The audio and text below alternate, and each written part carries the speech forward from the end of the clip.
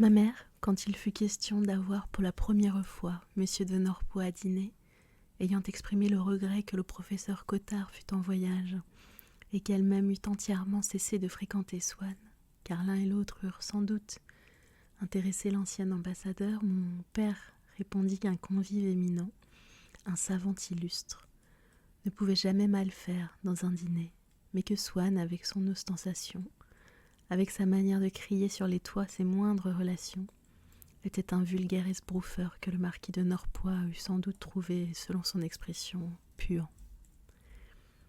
Or cette réponse de mon père demande quelques mots d'explication.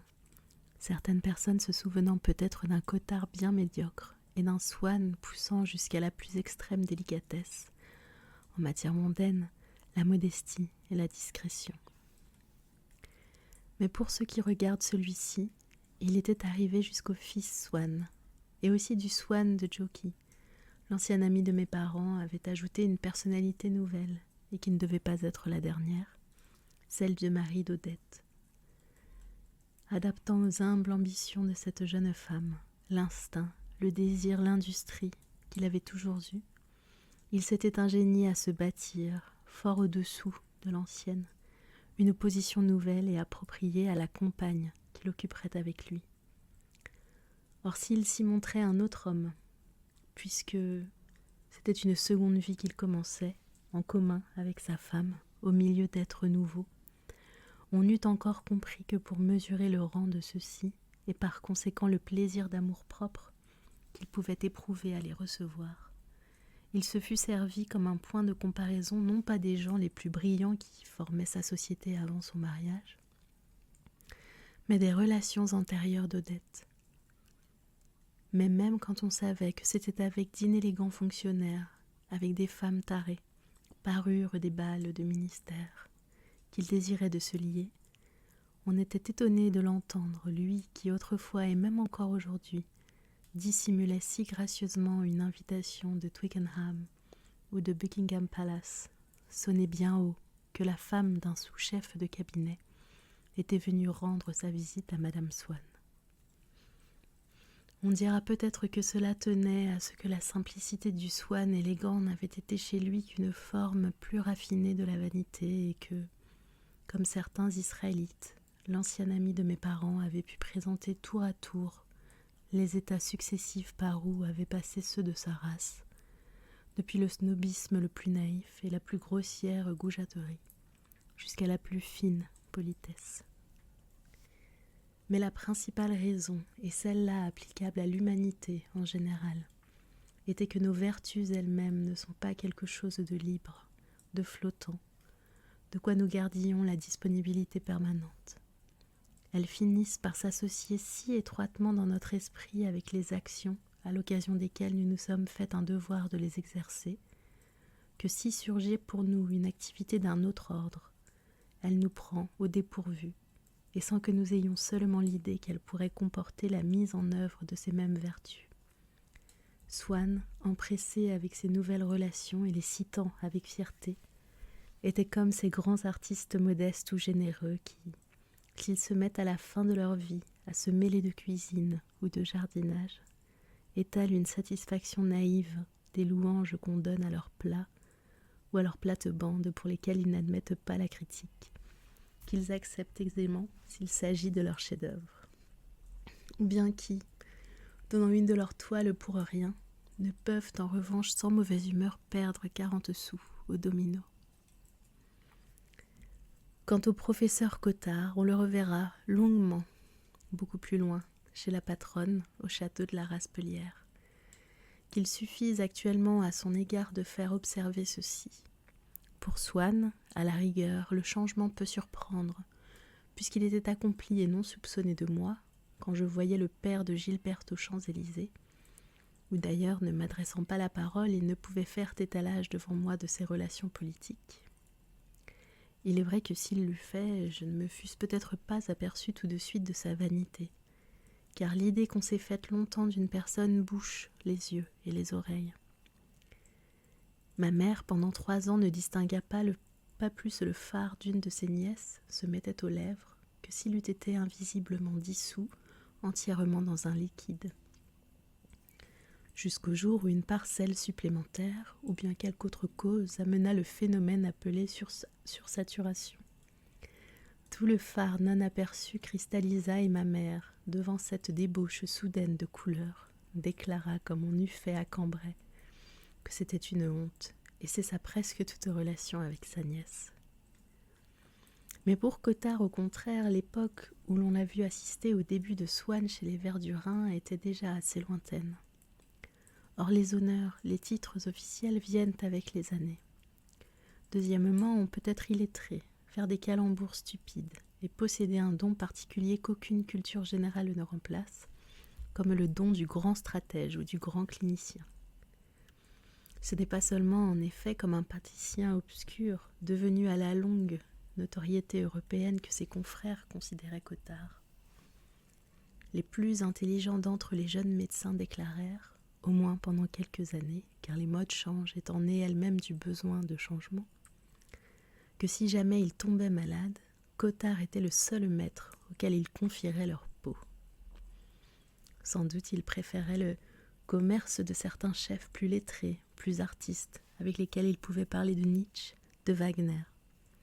Quand on faisait de la musique chez Madame Cottard aux soirées où elle recevait, avec l'espoir qu'il devint un jour doyen de la faculté, les collègues et les élèves de son mari, celui-ci, au lieu d'écouter, préféraient jouer aux cartes dans un salon voisin.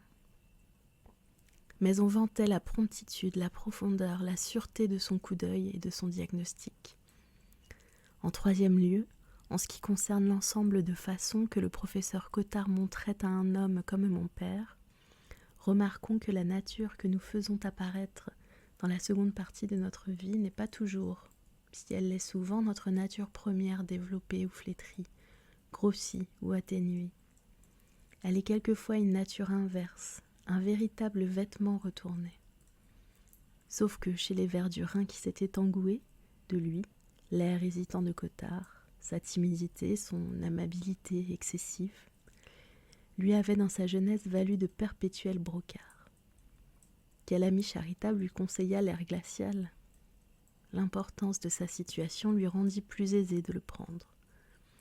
Partout, sinon chez les Verdurin où il redevenait instinctivement lui-même, il se rendit froid, volontiers silencieux, péremptoire quand il fallait parler, n'oubliant pas de dire des choses désagréables.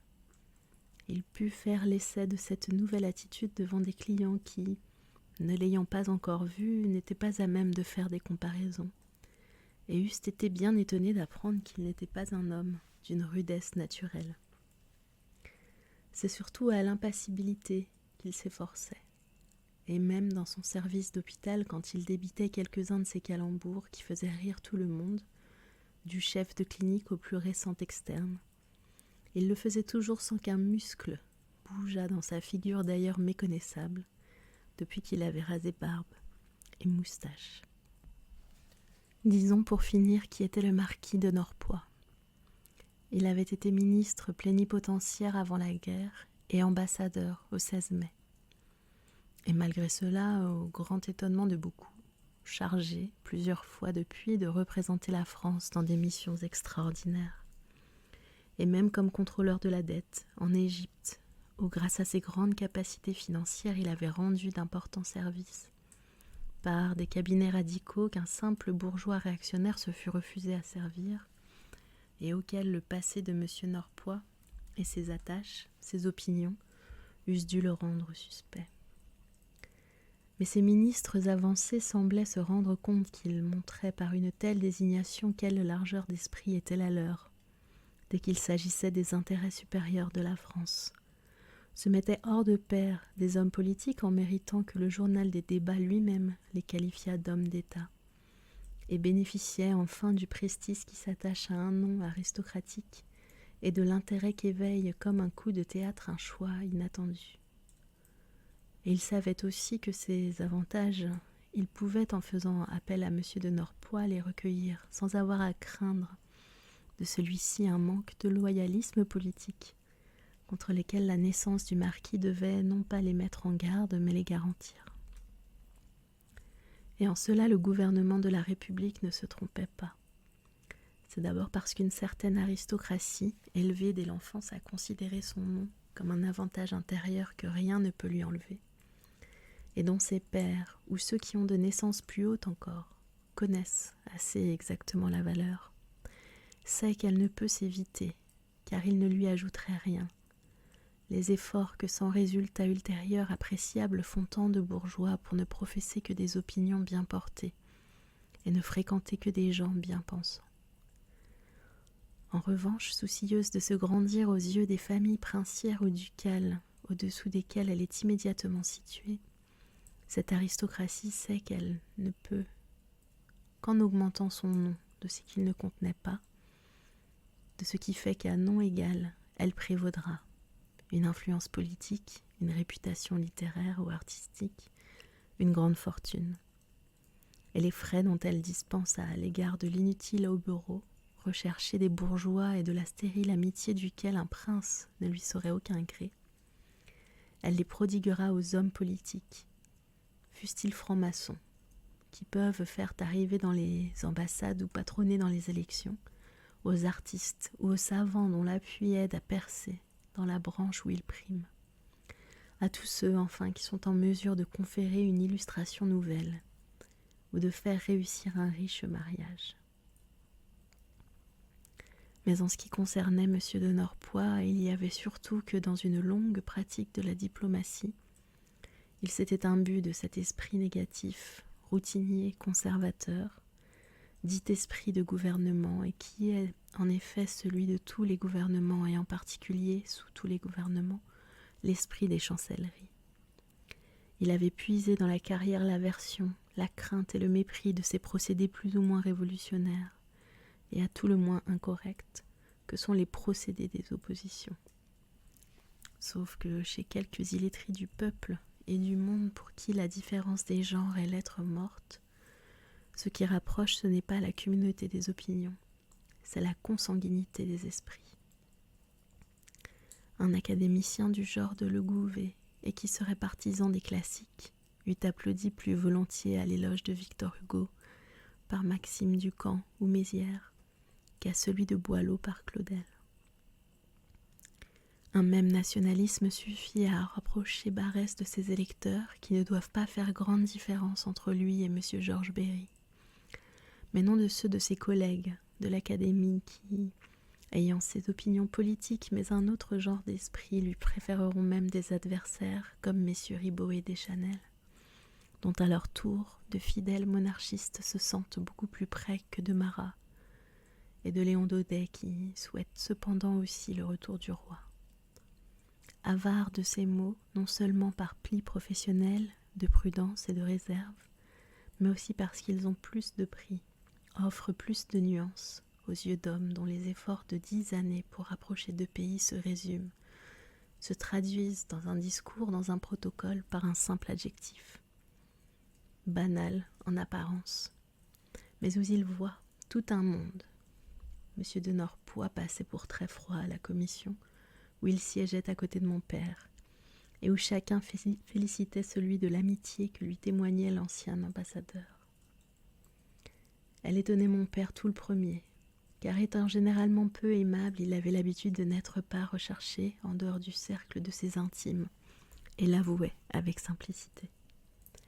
Il avait conscience qu'il y avait dans les avances du diplomate un effet de ce point de vue tout individuel, où chacun se place pour décider de ses sympathies, et de toutes les qualités intellectuelles, et où la sensibilité d'une personne ne seront pas auprès de l'un de nous, qu'elle ennuie ou agace, une aussi bonne recommandation que la rondeur et la gaieté d'une autre qui passerait, aux yeux de beaucoup, pour vide, frivole et nulle. De Norpois m'a invité de nouveau à dîner. C'est extraordinaire. Tout le monde en est stupéfait à la commission où il n'a de relations privées avec personne. Je suis sûre qu'il va encore me raconter des choses palpitantes sur la guerre de 70. Mon père savait que seul, peut-être, M. de Norpois avait averti l'empereur de la puissance grandissante et des intentions belliqueuses de la Prusse, et que Bismarck avait pour son intelligence une estime particulière. Dernièrement encore à l'opéra, pendant le gala offert au roi Théodose, Les journaux avaient remarqué l'entretien prolongé que le souverain avait accordé à Monsieur de Norpois. Il faudra que je sache si cette visite du roi a vraiment de l'importance, nous dit mon père qui s'intéressait beaucoup à la politique étrangère. Je sais bien que le père de Norpois est très boutonné, mais avec moi, il s'ouvre si gentiment.